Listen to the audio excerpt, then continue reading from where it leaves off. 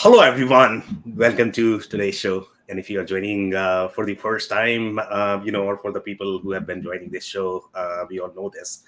This is the part when we bring some of the exciting guests from the community. And today we have an extremely special topic because not many people would know what quantum is about. So we are going to have a lot of fun discussing that. And just from the logistics perspective, if you have not checked out our previous episode, we have covered a lot of different grounds, as they relate to enterprise software, digital transformation, and we have the show every Friday between 8 to 11 a.m. Eastern, depending upon the time zone and the availability of the guests. So on that note, I am going to quickly hand over to my special guest, Kyron, who's super knowledgeable on quantum. Kyron, do you want to introduce yourself quickly? Yeah, sure. Well, Sam, let me start by thanking you for having me this morning. Before we dive in, I just want to take a moment to congratulate you and Elevate IQ on your recently being recognized as one of the fastest growing companies. It's a huge feat and an even bigger feather to put in my hat for joining you today. For the audience, I'm the founder and principal consultant for the Blank Slate Group, where I specialize in driving strategic growth and human-centered innovation to deliver measurable business and social impact. And so my work has spanned across academics, government and enterprise, collaborating with leading organizations like NVIDIA, CompTIA, and IBM, to name a few. Most recently, I had the privilege of leading a $7 million state investment in the state of Missouri to accelerate IT training and address some critical challenges in workforce innovation, new market expansion, and economic mobility. And I am honored to also share that I was recently selected for the Aspen Institute's Education and Career Mobility Fellowship. Congratulations. Thank you. Really allowing me to further advance and contribute to innovation solutions for workforce development and economic mobility. So in short, I really bring a strong multidisciplinary perspective and cross-sector expertise to help organizations enhance their innovation capacity, create sustainable solutions, and really capitalize on untapped opportunities. And so that's a high-level overview of who I am in the room and why I'm excited to dive into my latest fascination, quantum. Yeah, and we are definitely going to peel a lot of layers here. Quantum is a very, very interesting topic, and everybody wants to know, what is going to happen right now. AI is super hot, and some people may have missed the bus because they did not foresee, right, 10 years back, how AI is going to be powerful. But obviously, it's becoming extremely powerful, and that's how quantum is going to be. I don't know, maybe 5 years, 10 years. I don't know the timeline, but it's definitely coming. So, thank you so much for that. Now, before we do that, we have one of these standard questions that we ask. So let's get that out of our way first. And that is going to be your personal perspective on business growth. Sure. An area that I give a lot of attention to with client partners. So I think the growth is really not just about getting bigger or scaling operationally. It's about getting stronger and deepening your foundation and being very crystal clear on who you are and what you stand for, so that your target audience who needs to find you can find you, and in turn you can better serve their needs with context and through a more humanized lens. And so as businesses, I think, continue to navigate this complex environment of evergreen technologies and the new shiny thing that keeps popping up, we really have to understand that growth and how we stay true to our core values is really going to help our audiences again want to stay true and loyal to us. And again, going back to understanding that consequence of saying yes to every shiny app that's in the marketplace, authenticity and a clear identity really helps organizations build that trust and that lasting relationships that they're looking for. And I think it was a research report I came past by Harvard Business Review. They said the companies with a high net promoter score and brand loyalty grow their revenues 2.5 times more than their industry peers. And so I think a great example is Apple, who serves an incredible example of having maintained customer loyalty rates above 90% over the last 3 years. And in my article, to kind of kick this conversation off, The Power of Quantum Thinking Shaping the Future of Economic Success, I do kind of touch a bit on how businesses must be more agile and rooted, much like the particles and the quantum mechanics existed in multiple states. Leaders have to strike a balance again between growth and identity simultaneously without losing sight of either. And so I think knowing who you are and really avoiding these distractions enables a clearer path to sustainable strategic growth. And so, yeah, I think that's something that I think every leader should be super conscious of as this, again, as these new inroads and inflows of new information come down pipelines. Make sure that you know who you are as it shows up and what those use cases mean for you and your organization. Could not agree more. I think there's so much change happening, and every organization sort of needs to know what they need to do to make sure that they are going to take advantage of these opportunities. So before we do that, I'm going to speak to my audience, I guess. Audience, if you have any sort of questions, stories, make sure you guys post them. We always like to sort of create this three-way conversation. That's always fun. We are looking to hear your experiences as well. If you have any sort of perspective in terms of where quantum is going to be, we would love to hear that in the comment. So now, Kyron, coming back to you, so on quantum, I guess, and I don't know whether you have heard the UN speech recently of President Biden, and he mentioned, obviously, there are a lot of crazy things happening in the world right now. But two things that he mentioned that were sort of priority for everybody. Obviously, artificial intelligence, everybody knows about it. That is not a surprise anymore. But the second thing that was mentioned is quantum, which is kind of a surprise. So government is actually recognizing quantum, to be completely honest. So now, question to you is, why is quantum so hot that even governments are recognizing?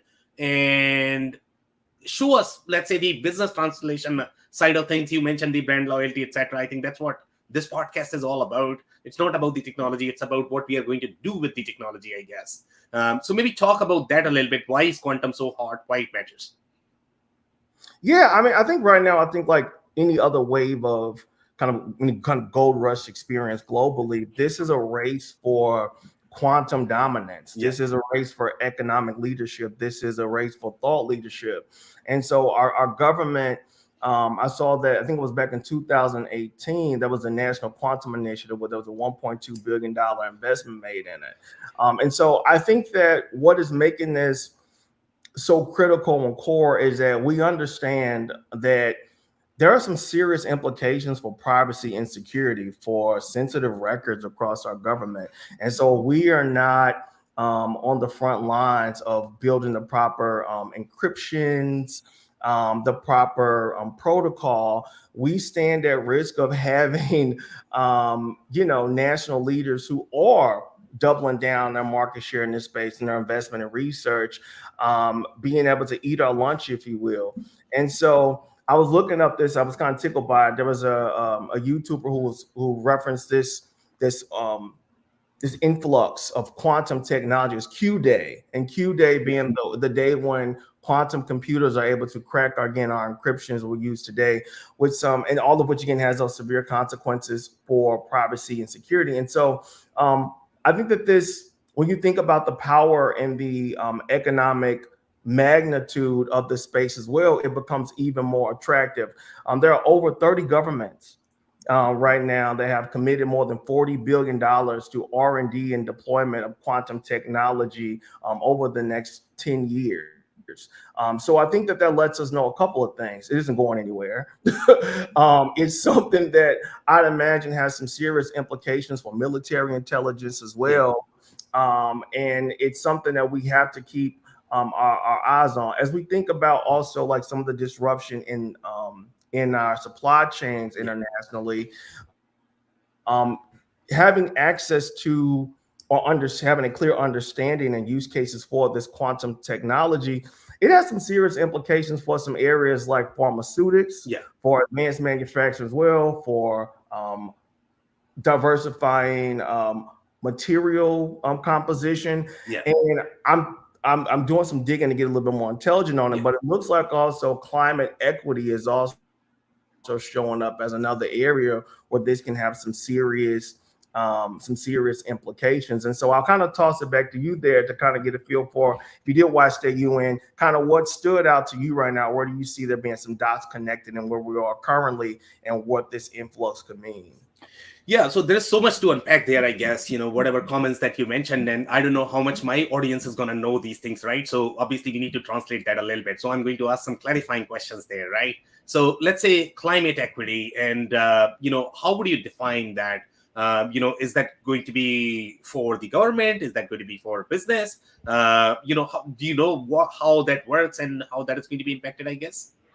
Um, my high level understanding is that it will help with improving the measuring and temperature changes across the globe to Okay, support with different makes um, sense. yeah, exponential solutions that we need to be deploying. So accelerated climate modeling Yeah, and predictions, different computers that can help us get better precision yeah. and like some jet fuel, if you will, compared to classic computers, so that we can really understand like and how to respond to vulnerable regions. So we can Yeah. allow for some targeted interventions, some place-based strategies, and really some equitable distributions of resources in the areas that need it most. I think of regions like Greater New Orleans. I think of Florida. I think of some of our other like hurricane zones and what it can mean to have this type of technology in place. If we could even know that it's coming even sooner and Yeah. allocate resources to or some type of provisions against weather to slow down their impact so that we don't have these type of costly disasters that we've experienced seeming like every per annum. Yeah, and I'm actually going to rehash some things from my understanding perspective, and maybe you can provide some more insights there. If your understanding is aligned, So, and by the way, one of the episodes that we had done recently was with, I believe, Brian Jackson from Infotech Research. Hmm. And he spoke about these trends as well. They are big on quantum because they work with a lot of CIOs, and CIOs are trying to figure out, okay, how to take advantage of this. And they did have a mention of Q-Day, so we are going to talk about that. But before we get there, I guess the overall foundational understanding, what I could understand from that episode, and guys, if you have not heard that episode, go check that out. Fascinating episode. Okay. So my understanding from the episode is that okay, the fundamental premise of the technology is the technology is going to be faster. The traditional computing was all ones and zeros. Now you are going to have a lot more bits there, but the main challenge that we have is really the accuracy of the technology, and that's why it's not mainstream. That's why it is not adopted. But with AI, we require a lot more processing capabilities. Especially, I believe the multi-threading is going to be possible with quantum, but I guess the challenge is always the accuracy. I guess that's why people are not sure how to basically bring that mainstream. So is that your understanding as well? And that's the reason why for example, let's say things like climate modeling is going to be far easier. Things like your pharmaceutical research that you mentioned, obviously with AI it's going to be easier, but now we are looking at, for AI, you need a lot more energy, you need a lot more processing capacity, because we have increased the demand now. So that's where I guess quantum is going to help in my mind. Do you share the same understanding?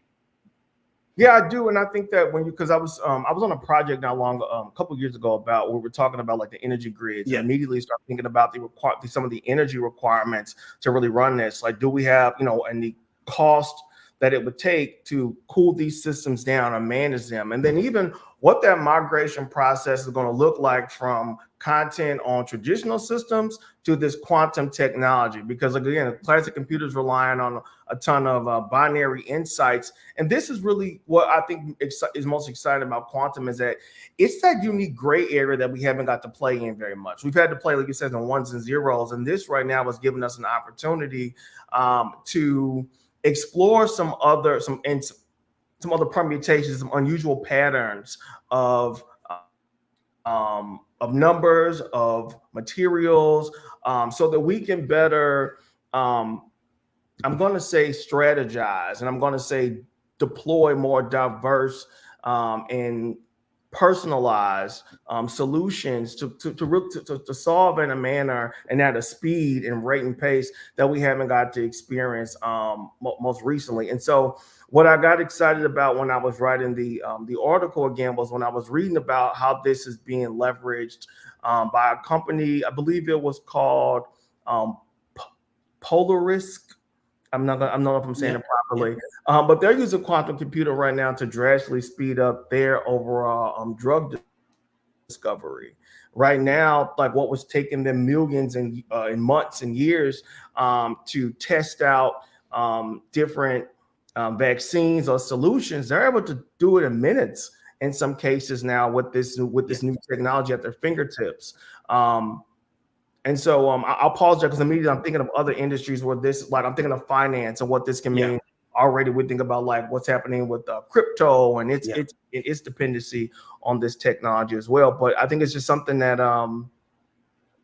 yeah, it's the slow motion. I think also can sometimes be steered from industries like that fear-based place where you operate from of like, what does standardization look like? Yeah.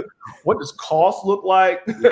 Is this that thing is this that glimmer that's popping up for a short while, or is this something that I can demonstrate and build a business case for that it's going to Yeah. be it's going to show up our competitive advantage Yeah. and our ability to compete more aggressively on a global scale. Yeah, could not agree more. And I think, I don't know what's that timeline, and nobody knows the timeline, to be completely honest, when they will be able to demonstrate that. But obviously, it's going to be the same gold rush that we are seeing right now, with AI, that investors are going to go crazy, they are going to pour money, and then, all of a sudden it becomes hot, right? But I think that this one has a little bit more of I think that what's interesting, I mean, when I think of artificial intelligence, Yeah.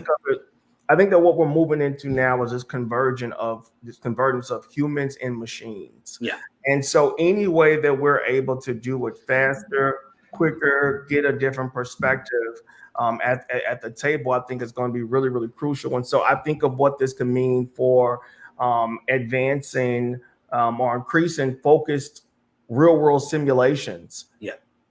so that we don't have to double down or the power of like digital twins Yeah.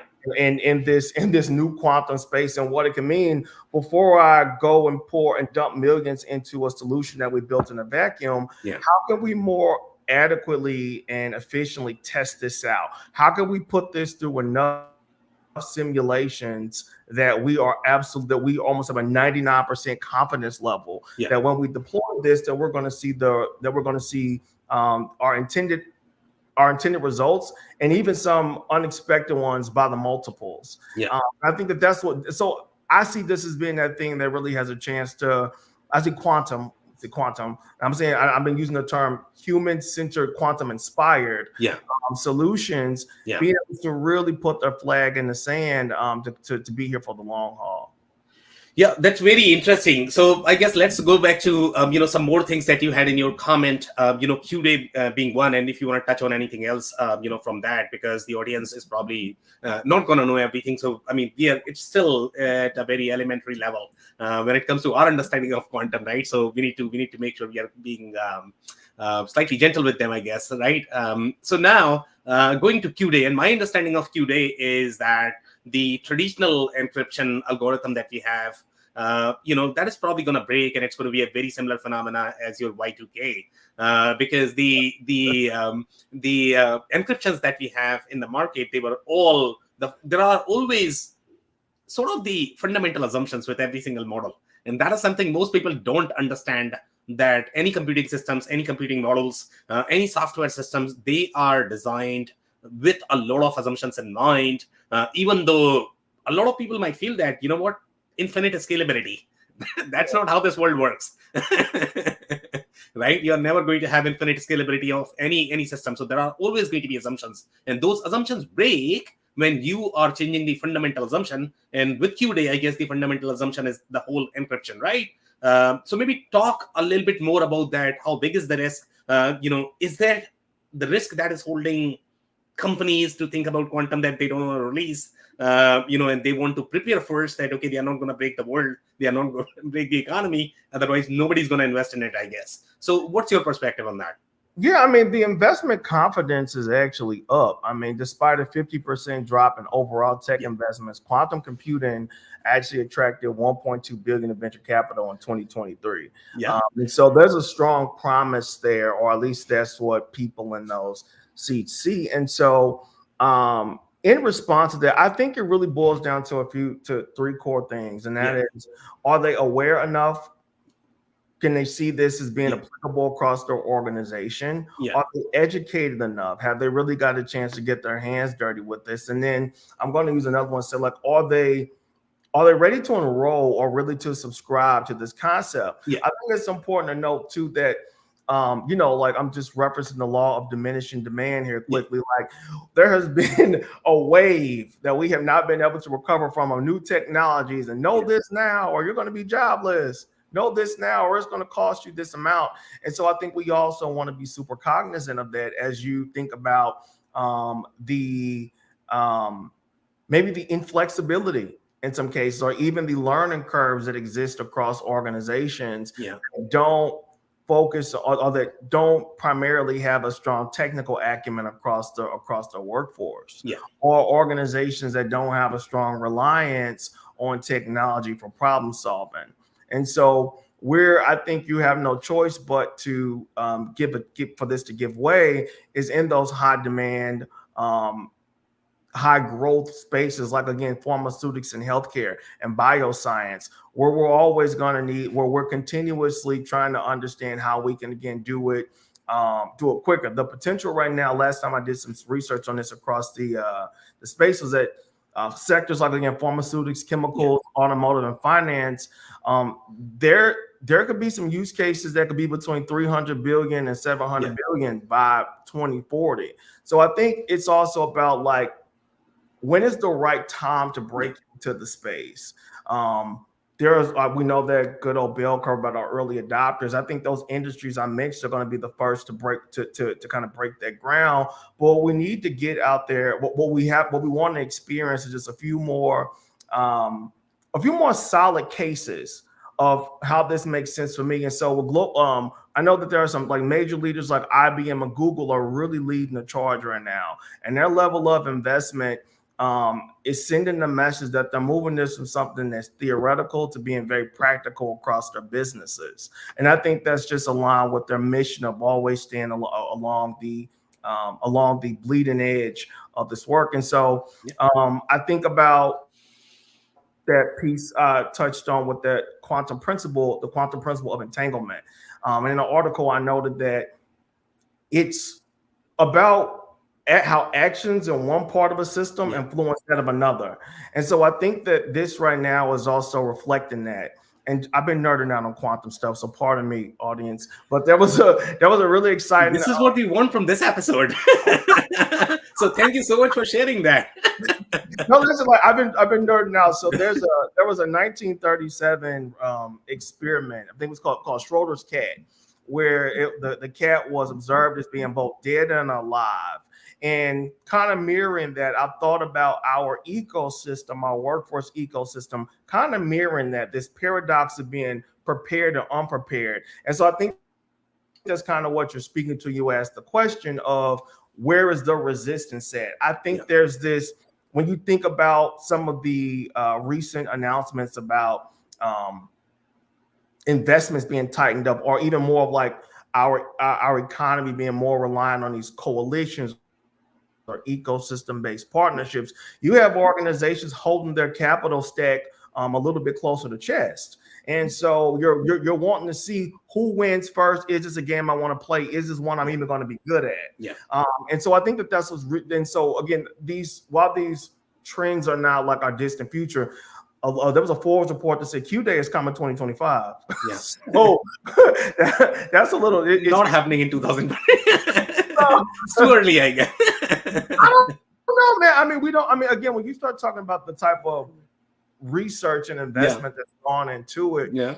I think that where there may be dramas is that this quantum has yet to prove itself to be fault proof. And so maybe that won't that and I thought there's still a race right now for an organization to take a leadership seat in that. And I think that's going to intensify with your players like your IBMs, your Googles, your NVIDIAs of the world, who are going to want to make sure that they get to carve their name in the sand, if you will, Yeah. for proving the most a massively transformational application for quantum computing. And so I think that current systems and use cases might not be able to fully leverage it, but I would certainly say that I think Q-Day could be here, even if it's in the most minute, incremental kind of way. I think we're going to feel it sooner than later. Yeah, I mean, we definitely don't want Q-Day in 2025, okay? We are hardly recovered from COVID, from 2020. We cannot afford to take any more hits right now. No, you're right. I mean, we only when I talk about it, Open AI shook the world. What was that? January of 2023. Yeah, yeah. So you're right. I mean, and I think that right now there is through my lens, I'm always thinking about like work. Yeah. I'm always thinking about, there's as demand for this grows, what does that feel like on the supply side for our professionals who are still trying to catch their breath from learning about large language models and computer vision and these other technologies that are expected to scale and disrupt and reimagine industries. Yeah. So to your point, we can't take another hit. No, but I mean, I completely agree with you that, I mean, we need to sense these risks, right? I mean, because they could be substantial for the economy, for the community, for the whole world, I guess. So I'm glad that at least somebody is thinking about it, right? And right now, I guess the biggest problem is, whether in 2025 we are going to have recession or not. I think that's something that everybody wants to predict, and hopefully quantum can help with that. Yeah. I mean, we already got to experience a little bit of crypto, like with the noise with Bitcoin and stuff, and so we can't just miss the fact that there's a quantum security element to that already. So I mean, I guess it's kind of say like we've kind of experienced like Q-Day Junior already. Q-Day Junior, I like it a lot. I can take Junior, okay? I can take Junior. Junior is far better, okay? No senior, please. No senior. We're not ready for the granddaddy version yet. Give me surprises in chunks, I can handle those. Yeah, no, you're not wrong. Okay, so I guess let's talk about the funding. And, it's always interesting to understand, who's funding, what their interests are. Because, look, somebody is investing money and there is some seriousness to it, right?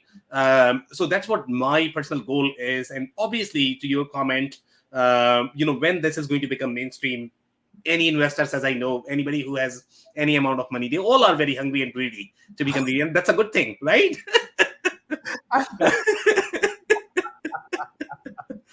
No, I'm really speaking from the positive perspective, to be completely honest, right? See, any investors, I mean, if they're going to sense any opportunity, I mean, they are probably going to invest in that. Right now, they just don't have confidence for whatever reason. I mean, it could be their own barriers or, but let's say 1.2 billion. So governments are competing for this as well, right? Because I think I was reading the news. I don't know which country, they are slightly ahead in quantum. I don't know if US is ahead right now. But you want to make sure that, every country is sort of competing for that pie, that. And so I don't know if governments are really investing in this. Where is that $1.2 billion, coming in? Which research? And my assumption is going to be that the whole 1.2 is coming from government right now. And that is probably going to be, these are going to be research dollars, because right now it must be in the research phase. Not really in the commercial phase right now. That would be my. So maybe talk about, what are these groups? What are they trying to figure out? What are their interests? And I know that, there's a lot of interest from the not-for-profit and underserved communities as well, because there are going to be real problems that this technology can solve. So talk about the funding, which groups are funding, and which are the stakeholders that are really driving the interest. Yeah, I mean, I think the country that you were alluding to, because this is, if I'm citing the Reuters, the Reuters report I read not long ago, it was China. They have already, they've invested, I think it was about 13.3 billion in research and different deployment. And the UE has a flagship program that they rolled out where they're doing about 1 billion euros over the next 10 years. And so the 1.2 I cited was actually from private investors. And so I think that their interest really is primarily in first mover advantage, truthfully, and wanting to be at the table for the rewards of being an early investor is my thoughts for why private investors are in it. Obviously, for our governments to pour into this, again, it's really to make sure that they're on the bleeding edge and at the front of this global race for AI and quantum dominance. I think that whoever figures it out first will set the tone and will lead the world for the next 50 to 100 years is what I would like to think. As it currently stands, I think that right now what becomes a little bit more interesting too is that there is a interesting. Let me take a step back. When you start talking about interest and you start dividing these stakeholders Yeah, up, yeah, I think I'm gonna break this down in a couple of categories. I want to say the obviously again that political interest really yeah, boils down to government to dominance and first mover advantage. yeah, The economics right now surrounding quantum is also quite sizable and very impressive, and it's enough to want to get involved in. It was between 350 billion and 800 billion for what it can mean for economies that are able to get this right. What I think the next piece of it is the social piece of it all. And so when you start thinking about organizations, or not organizations, when you start thinking about communities and that are already vulnerable, who are already experiencing displacement from a post-COVID world and the influx of artificial intelligence, and then now this brewing interest in quantum, our governments have to double down on that investment because of just the uh, national security challenges that it overall presents. And you ask yourself the question: if people can't make money, how do they survive? So there was also a responsibility of our government to make sure that that our workforce is composed of talent that can actually fill some of these roles. So I'd like to think that is a this is my high level riff of kind of like why that is also of a top priority. I think I might have touched on this a little bit earlier, but the global investment right yeah, now from some of these government is expected to exceed 20 billion by 2025. Again, with IBM and Google really leading that charge. And so what makes me get excited about players like that being a part of the conversation is I had the privilege of working with IBM Skills Build not long ago, and I know that they are on the cutting, I would say the cutting edge again yeah, of rolling out content curriculum in a modulated manner to make sure that at a bare minimum you have a very high level understanding of what this is going of how this industry, this space, this discipline will influence your work, the type of skills that you're going to need to yeah, acquire, and what this means for you in your day to day. Which I think right now, like to your earlier point, we need those spoonfuls. yeah. Keep us operating in quantum junior right now. Now, I like it a lot. again, as this continues to grow and to progress, though, I think that as we look at like fields like advanced manufacturing that are reshoring rapidly, where semiconductor production through like the Build Back Better investment and Yeah, Chips Act are really getting some strong interest in investment.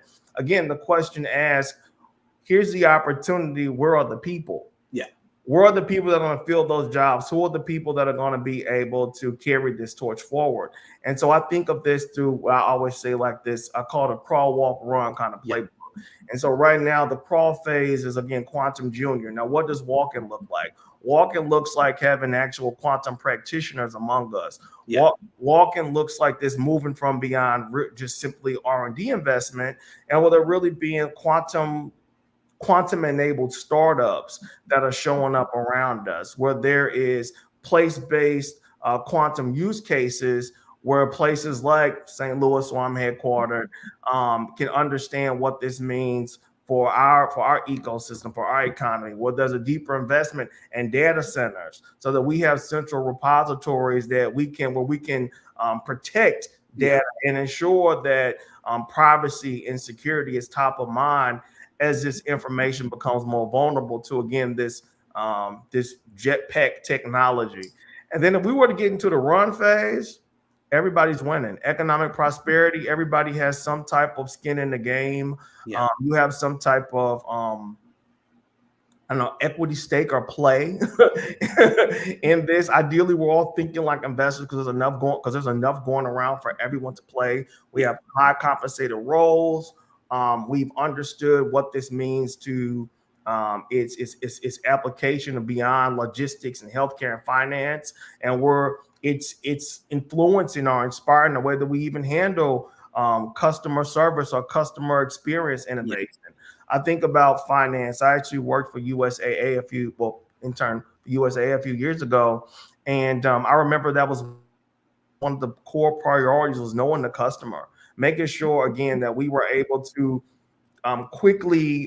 quickly reveal things about them that would help us engage them with again that context and that humanized touch, so that they would understand that their needs were their problems were our problems, and that we were there to solve them. And so I'd imagine quantum technology's ability to quickly assess and extract information from multiple data sets will give you a more holistic view of your target client, your target customer, to again increase their market share, increase that interest, build their loyalty, build that trust, and then more than anything, future proof your practice. So I'll pause there and throw it back to you on that one. Yeah, no, this is very interesting. I absolutely loved everything that you said. So let's go back to some of the layers that you want to unpack, right? So quantum practitioner, that sounds like a great career. I mean, I would love to change that, to be completely honest. Seems like there is going to be some money there.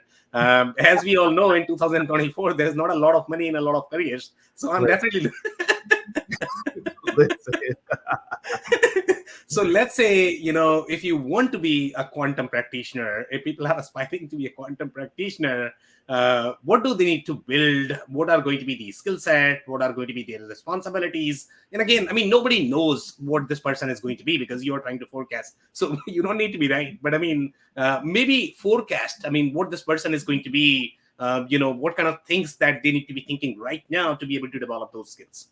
yeah, I mean, I think right now, at a minimum, I think you should have some type of engineering mindset or Yeah. perspective.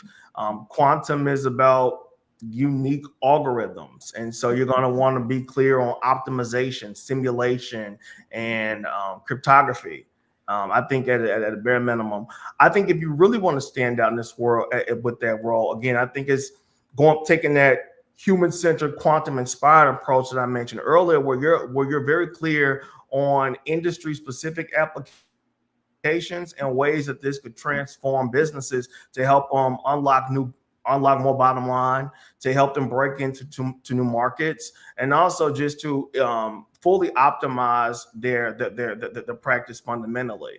I think that also there is a hardware element of this. So being a little bit more clear on like the uh, um, the infrastructure of a quantum computer, and knowing how to fix it. I'd imagine like if I could today, I would just open up a quantum shop, like people like fix your cell phone glass and just have it just waiting ready for Q day. You don't need me now, but I'm here. Q day, get in the line, get in the line.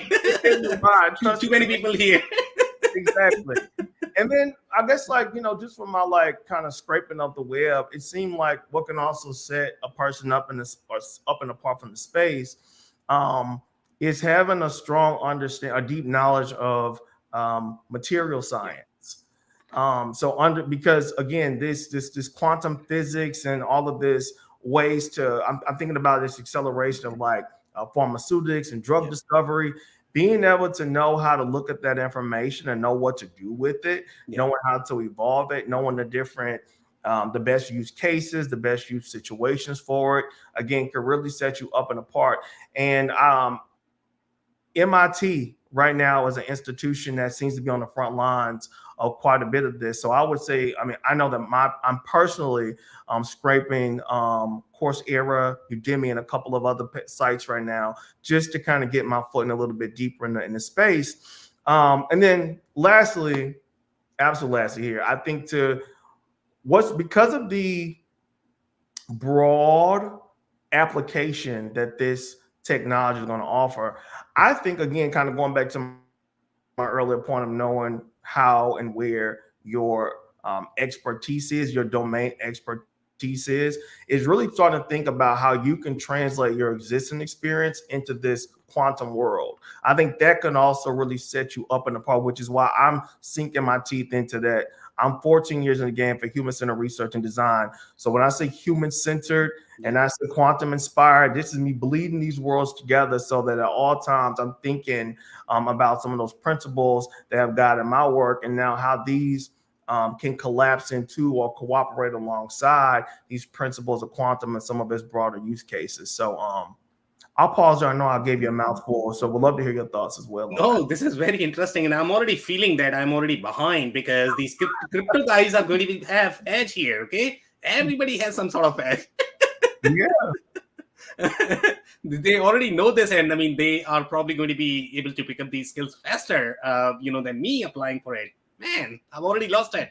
Listen, I've actually I just signed up for it. It's IBM's. I think it's called. I'm gonna pronounce it properly. The Quiz Kit. Quiz Um, kit, okay? yeah, QISKIT, and it's Hmm. an environment where you can kind of play around or get a familiar with. Now, I've been scared because I'm like, I know quantum requires a lot of power. I'm not trying to crash my laptop, but I just wanted to kind of get a taste and teaser of like it's of what it actually does. Like, what does this look like? Like, if I am, on whenever Q day hits, how will I Yeah, know what's here? I want to get my hands a little dirty there. And then also, I know Microsoft has a quantum development kit yeah, as well that I haven't got a chance to toy around with. But I would encourage anyone to just kind of look around for like some sandbox environments, just to kind of get a feel for like what it could look like and how does this make sense for my industry. I think the good news, and it kind of, I'm thinking about those people who got ahead of large language modeling yeah, and computer vision some time ago. A partner of mine, we were talking yesterday, or the day before, and he was sharing with me yeah.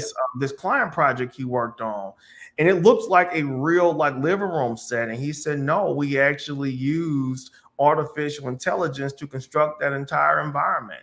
It was like that is the way forward. And so again, kind of taking that down back to asking yourself, if you want to be a practitioner, if you want to future proof your career, there's no better time than now to really dip your toe in the water and get get it wrong. Get it wrong a lot of times. Like nobody knows the right answer in the space right now. It's in such a nascent state that you really have a chance to again get that first mover advantage or to at least pilot something, put like an MVP out there so that you can get a bit of a crowd response. About crowd, I mean investors, I mean actual paying customer response to any product or service you want to deploy leveraging that technology. Yeah, no, very interesting. So let's connect the dots here a little bit for people. I don't know, how much they understand this. So we want to make sure that we are providing enough details. So one thing that you mentioned overall from the quantum technology perspective, that they need to know materials, physics. That's obviously 2D for a lot of people, who simply want to play with it, have fun with it, I guess, right? So, and then you also mentioned that Microsoft has these sandboxes, so that sounds more like software, right?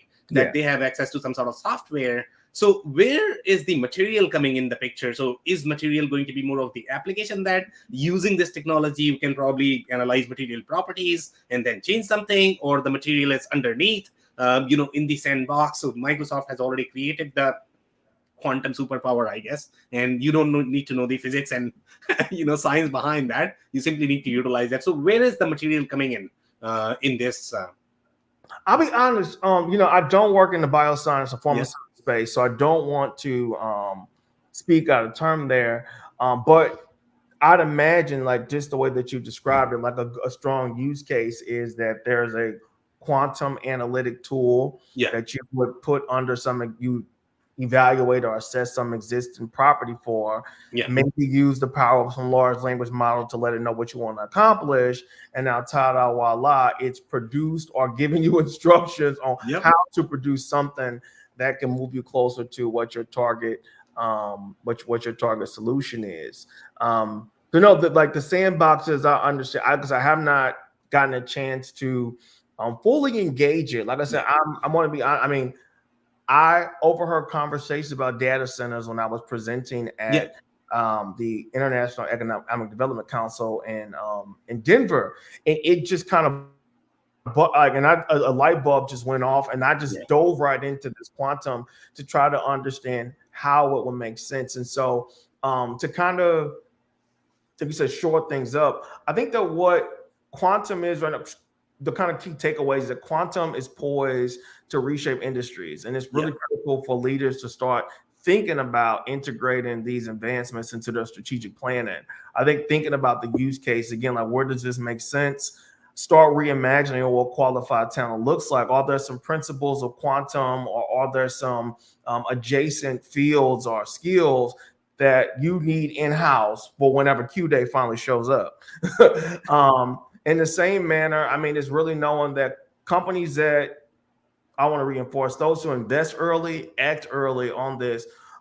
There's predictions that you can experience up to 20%, I'm sorry, 40% faster innovation cycles, really positioning them to increase their surface area for market share and what have you. And again, take a look at the examples in the market. You know, look at those Googles, look at the Microsofts, look at the IBM I mentioned, and see take a look at those research papers and what they're actually doing right now, so that you can just get a, how do we say it, a spoonful version of what's happening. Yeah.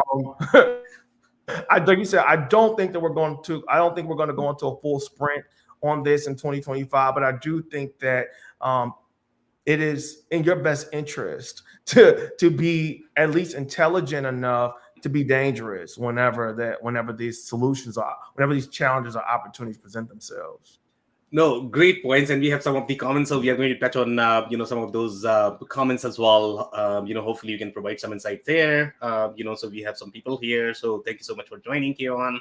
And then we have Bill, and Bill is saying leveraging the cutting edge power of quantum computers, we can unlock the world's vast data. Yes, he's right. Transforming complex problems into actionable insights at unprecedented speeds. Could not agree more. I mean, there is definitely, I mean, data is where the play is. Obviously, we are doing a lot more with data from the AI perspective, but quantum is going to be a game at a very different level. Oh yeah. Right. So maybe describe a little bit more in terms of, do you agree with Bill? I don't know if you agree. So provide your commentary if you agree, disagree, or whatever else you can provide. Yeah, absolutely. I mean, I agree with him entirely. And in fact, one of the model that I worked on codifying for Blank Slate is called the HITS matrix model. And so it's focused on human centricity, innovation, transformation, and secure sustainability. And what he's speaking to is that S in the acronym, that secure sustainability, where that data as it gets unlocked, now how do we keep it safe? What type of protocol, what type of provisions do we have in place to protect it? And I'm borrowing from that because he put a comment about cybersecurity as well. That's triggered. That's making my light bulb go off for me. As we are in an information economy, we're in right now. Once Q Day presents Yeah. itself again, anything that is public information, anything that is being sent across the World Wide Web is officially vulnerable.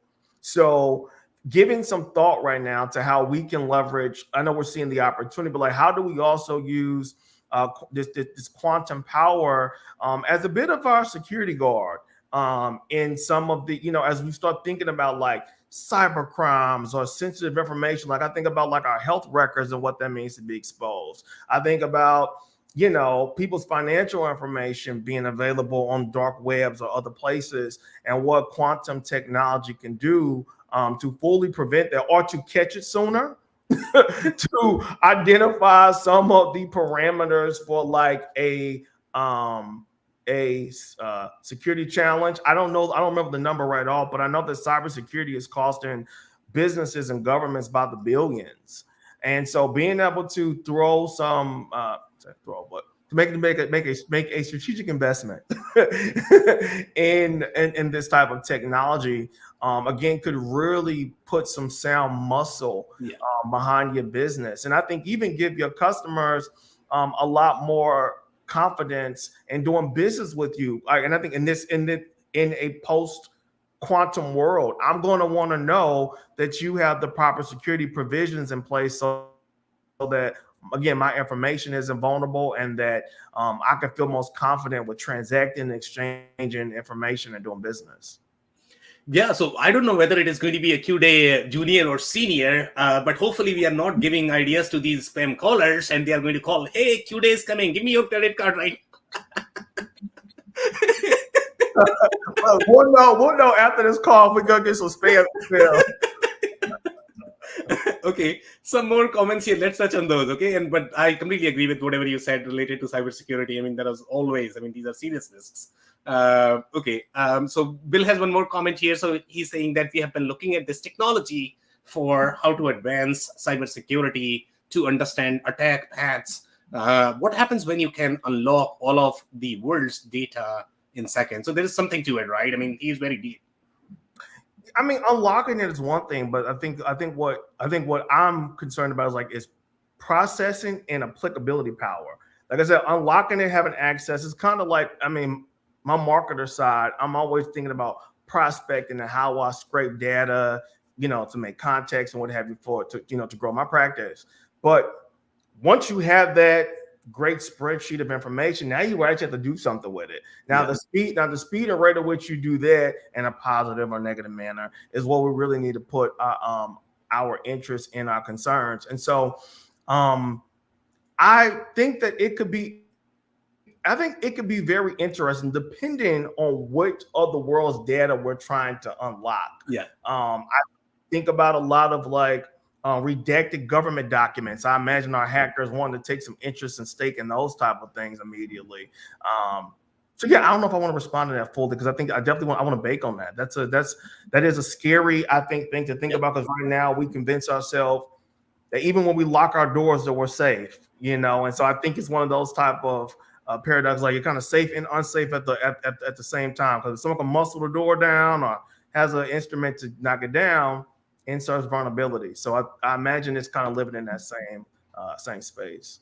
Yeah, great insights there. And Bill is trying to propose some of the resources here, and this is coming from Yale, I guess. And I don't know where Yale versus MIT, and I don't mean to start Yale versus MIT war right now. I don't know where they stand. Number one, number two, junior, senior.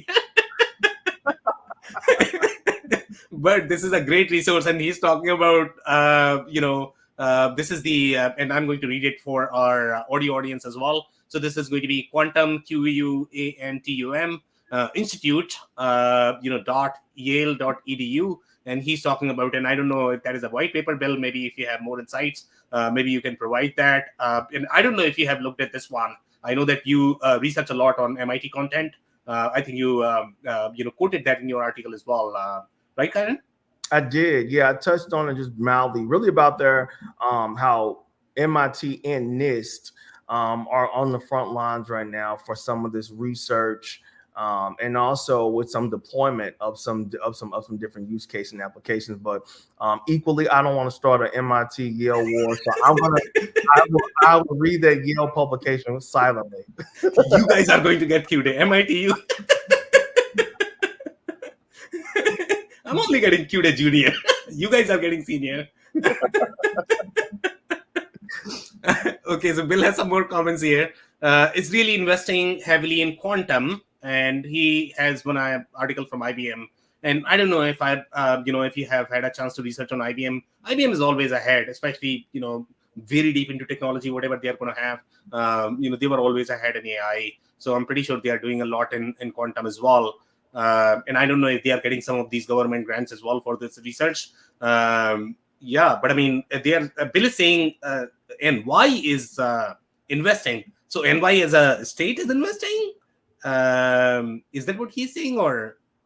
Yeah, that's my interpretation. I mean, which I'm not surprised. I know that New York is doing a lot of work right now, which is reimagining the state for its workforce. And really, I mean, I think every region right now is wanting to recenter itself as a powerhouse. Nobody wants to be seen as this country's cost center. So you're trying to figure out, how do we capitalize on growth? How do we get known for a thing? What is our capture right now? And so yeah, I'm not shocked at that at all. Yeah, and we need to talk to some of the folks in St. Louis, I guess. What is happening with this New York? Okay, we need to be ahead. Well, St. Louis is doing this thing. I know that there was a recent, I can't recall the organization, but there is a new data center that's being an organism purchase. It's going to serve as a data place. Now, do I know what that full application looks like Yeah. right now? No, but I think that is a strong signal that it is looking to, that the region is looking to be at the core of being a repository for processing and storage, which I think is already like a leap years ahead of many others who are not playing in the space. Okay, amazing. So let's cover some more comments, quickly, because we are coming close to our time as well. So Bill, okay, I'm glad that you enjoyed. Thank you so much for joining. And Keon, he has Watson kicked this all off by beating Jeopardy. I think he's right. That was a fun time, and I don't know whether IBM still has the market share. Obviously, they were very ahead from the technical capabilities perspective, but they are never as ahead in business. I mean, people sort of take advantage of whatever they have done, I guess. No, actually, I did touch on that in the article as well. About there was a example of IBM and the Singapore's management university, and how they leveraged this technology to optimize some risk on the supply chain. So don't sleep on IBM. They are always ahead. They're doing what they need to do. Okay, so we have one more comment here. So IBM understands the fabrics, and Google is good at deep learning. Do you agree with this comment?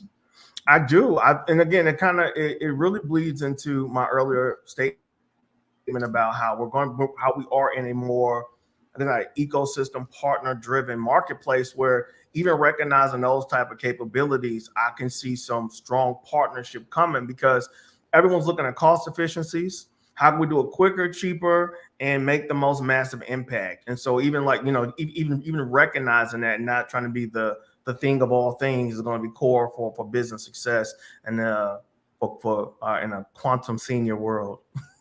Okay, amazing insights. And by the way, we just have 3 minutes right now. And Kyron, I know that you're kind of a motivational speaker as well, right? So I want to make sure you have enough time for the real, closing speech, I guess. So if you are going to have any sort of closing advice for people, let's say if they are taking on the journey of quantum, or they are simply curious, what advice are you going to have?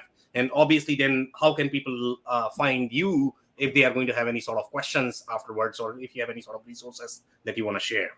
Yeah, sure. I don't know if I want to give myself the title of motivational speaker, but I do like to speak truth to perfect. I think my closing thought again, think fast, move fast, test. Get your feet wet. I think that there's no better time than now to transform an industry, to transform your life, or to make a small incremental investment that could pay dividends for multi-generations. And I think that this AI, quantum, hyper tech ecosystem that we're navigating right now is primed for that. I would argue that anyone that's leaders, learners, whoever you are in the ecosystem, really get an appetite for learning, appetite for lifelong learning, appetite for continuous learning, and invest in growing yourself, invest in growing in partnership, and really so you can properly navigate this industry 5.0 that's around the corner. And those will be my closing thoughts. If you want to get in touch with me, I'm on LinkedIn. Feel free to look me up.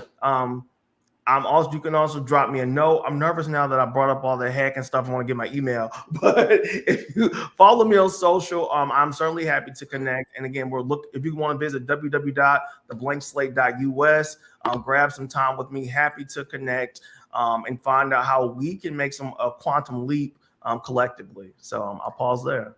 Yeah, and if you're not willing to take the motivational speaker title, I'll happily take that. It's just that I have not figured out, how to motivate people. I'll take the title though. Comment. On that note, thank you so much once again for your time and insight. Super powerful. Enjoyed talking to you. And guys, if you joined, this was part of our podcast series for which we meet every Friday. We are going to bring many exciting guests in the near future. So make sure you guys stay tuned for the future episodes as well. On that note, thanks everyone for tuning in today. Thank you.